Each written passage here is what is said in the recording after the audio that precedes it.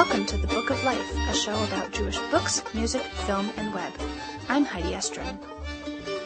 This is part 2 of Lily Koppel's presentation on the Red Leather Diary. In part 1, we heard the talk Lily gave at the Aston Garden Senior Living Center in Parkland, Florida. Now, in part 2, we'll speak directly with Lily about her book.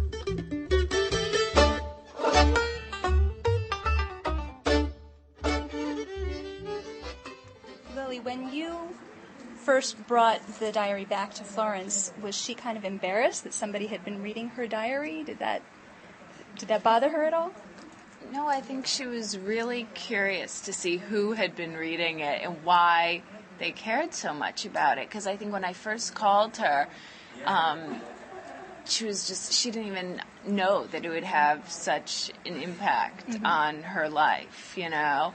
And to me, she had just become this real guide, you know, that had sort of, I think, inspired me to just live life to the fullest as I was going around New York and going back to the Metropolitan Museum of Art where she had spent so much time, and just thinking about what I wanted to do as a writer in my own search for love.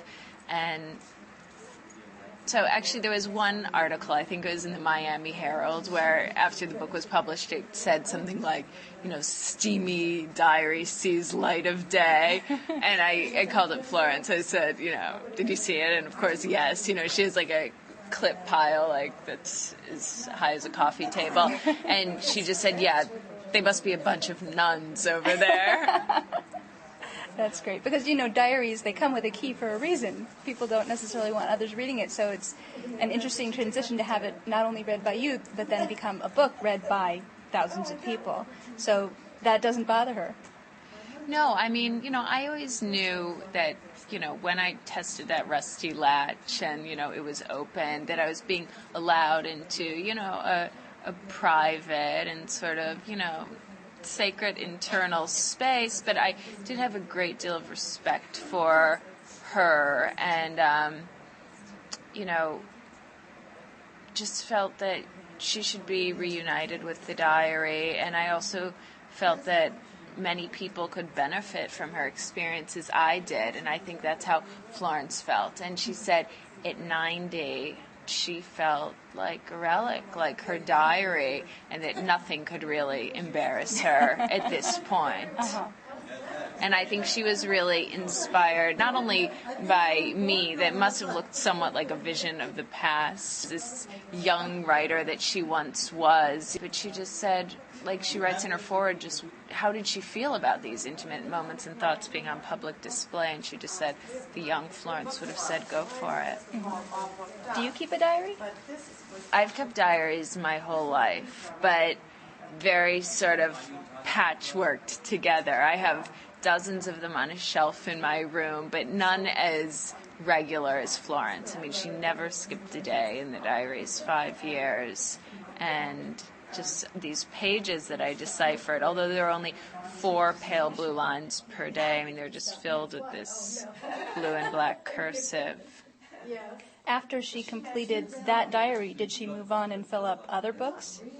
She did. She had a later diary, and we searched her house high and low, including a closet that her daughters call the hole, as in the black hole that's filled with her old yearbooks and photos and writings, but we couldn't find it, so... Oh, what a pity. That would have been the sequel. Exactly. Well, maybe Florence will write the sequel. That's true. She can still write the sequel.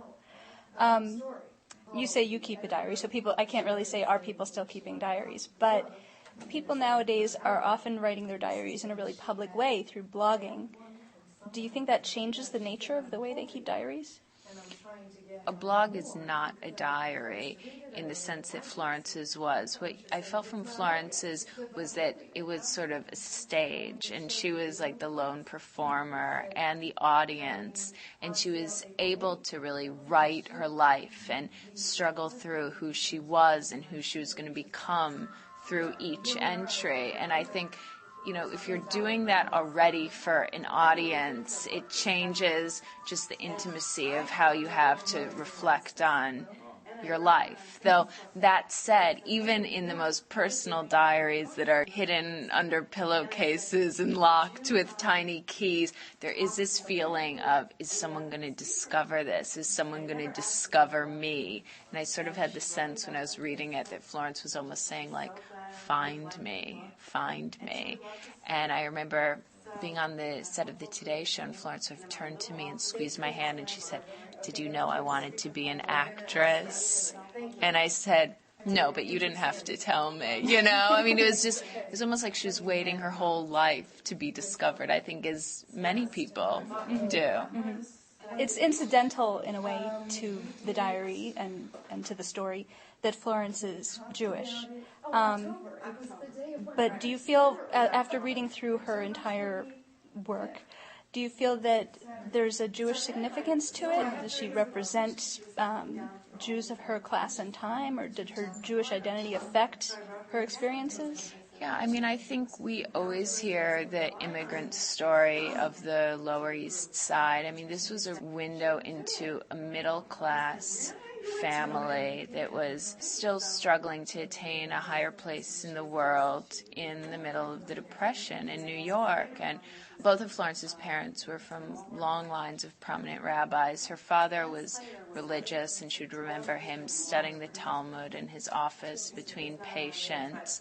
Her mother, who really kept the family afloat during the Depression, who was this dressmaker, didn't have much time for religion, but even just a Jewish identity figured into the writing of the diary. Florence was talking about the synagogues of New York, where she would go to tea dances in the 30s, so Temple Emmanuel and Central Synagogue, or she was part of an acting troupe at Rodolph Shalom. And these are all places I visited later. And even when I was at Temple Emmanuel and found these old student bulletins that she'd been the editor of, and then the archivist found my parents' marriage certificate that was also in the archives. Yeah. Cool. And also going back to Hunter and just looking at the young women of that time that were students who were primarily Jewish and the daughters of immigrants. And they just seeing their faces really taught me something, I think, about the past and even my own sort of contemporary identity. My grandmother, Miriam Zellico, had been a student at Hunter, but they were all these just fearless faces of these girls with their 30s waved hair, and they just really looked like they wanted to stake their claim on the future. And that, it's interesting because so many of the books we read about Jewish people living through that era take place in Europe, and things are very grim, and it's, pre-Holocaust. And she was obviously having a very different experience. Yes, you know where they are. They're five with the Did world events boxes. affect her in any way, or she was kind of isolated and cocooned from that? Well, she was part of she was the hostess. She formed this literary salon when she was at Columbia. As a 19-year-old graduate student in the mid-30s.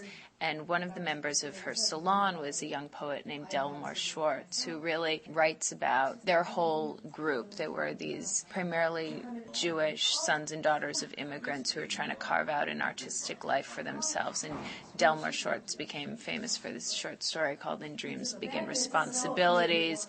They were all wanted to go to Europe. They felt that it was a beacon. They wanted to be a part of it. When Florence went there in 1936, she meets these two young German men on a boat from England to France, and they want her to come back to Bavaria with them. They say, you're the perfect example of an Aryan girl. And Florence said she was actually too nervous to say anything. Her parents had told her not to go to Germany under any circumstances. And there's this very tense photograph of them on the boat. But later Florence would talk about prejudices, whether she was talking about Catskills Hotel and her husband's. God bless you. Thank you for being here. A little bit of atmosphere in the recording. I was talking about the Catskills culture and just the fact that actually these 8 brothers that all grew up on this small hotel called Spring Lake, and she'd marry one of them. They all changed their family name from Horowitz to Howitt, just simply to deal with the bigotry. When Florence was in her 20s, she worked at the Audubon Society and was known as Florence Wilson because she felt she wouldn't get hired any other way. Mm-hmm. That's interesting. On This American Life recently, on NPR, they had this piece about Plan A and Plan B, about how people think their lives are going to go a certain way, and then they hardly ever do, and most people move on to Plan B, or Plan C, or Plan D. How did you feel when you met Florence and found out that she hadn't necessarily gone with Plan A, and what plan do you think she was up to by then? Was it disappointing at all? Well, that's what Florence asked me. When she was 19 and she was hosting this salon, I mean, all of the members were pursuing the Socratic quest, which was to know thyself. And I really feel like that's been Florence's enduring quest. And she's one who looks at her life just very openly and honestly. And she said, have I been a disappointment to you?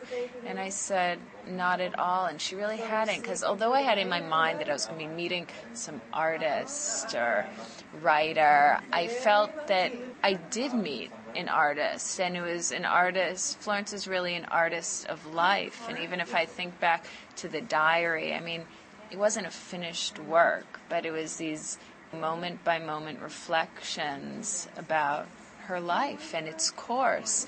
And I feel like meeting Florence at 90 has really completed the diary in that regard.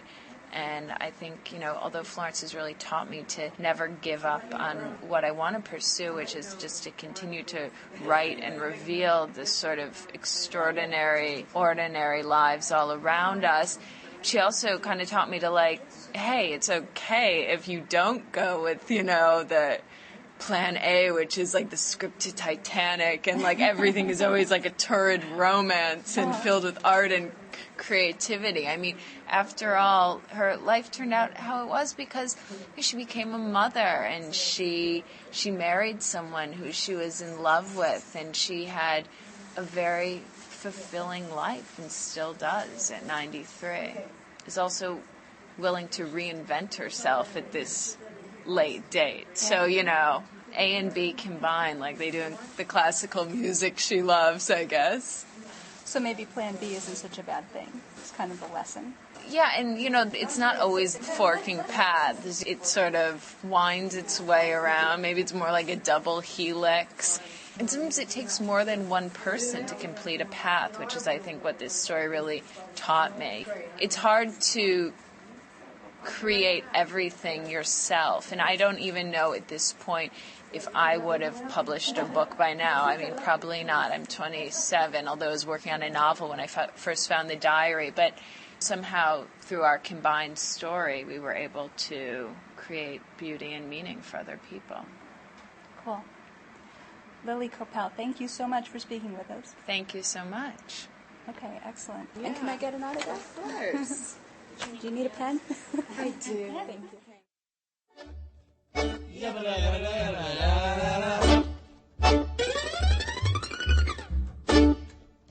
Become a Book of Life fan on Facebook or follow us on Twitter. Email us at bookoflifepodcast@gmail.com and listen to the latest episode by phone at 916-313-3820. And of course, find links to everything at bookoflifepodcast.com.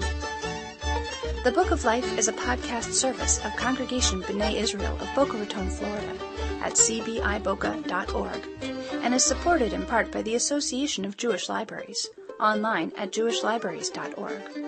Our background music is provided by the Freilach Makers at freilachmakers.com.